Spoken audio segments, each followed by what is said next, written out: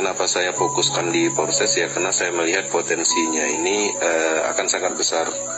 Karena saya selama ini memang dunia saya di bisnis pemasaran, dan saya melihat banyak kelemahan di bisnis pemasaran yang sebelumnya kita jalankan.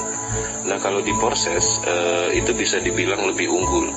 Kenapa? Selama ini kita melihat di proses di bisnis pemasaran ini biasanya yang kita takutkan adalah beban sistem, kemudian dana itu nggak secure, seperti itu, kurang aman. Kemudian server atau website atau domain pun terkadang kurang aman. Nah, kemudian beban terhadap kawan-kawan ketika scam atau beban moral. Nah, faktor-faktor itu tidak ditemukan di proses.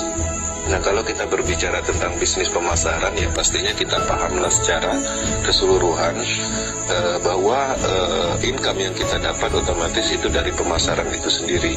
Nah, di proses ini kelebihannya dia semuanya sifatnya transparan. Yang paling penting itu tanpa dana terpusat dan tanpa server terpusat.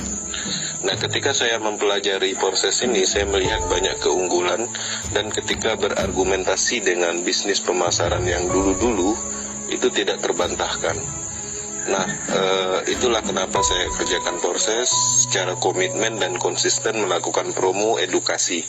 Nah, seperti itulah kira-kira pengalamannya saya di dunia network secara keseluruhan dan sekarang menjalankan proses. Nah, di proses ini apa yang saya lakukan? Yang saya lakukan adalah edukasi, promo, kemudian menceritakan tentang teknologi blockchain dan sistemnya yang sangat kuat.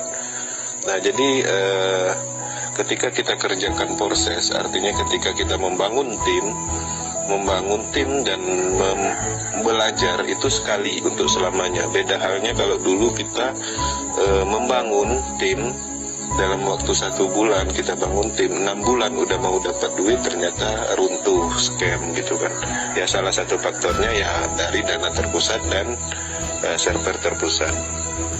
Nah, jadi nggak ada pengalaman khusus yang saya dapat, ya pada intinya saya lebih aktif mempelajari tentang teknologi, kemudian tentang sistemnya, kelemahannya, potensinya.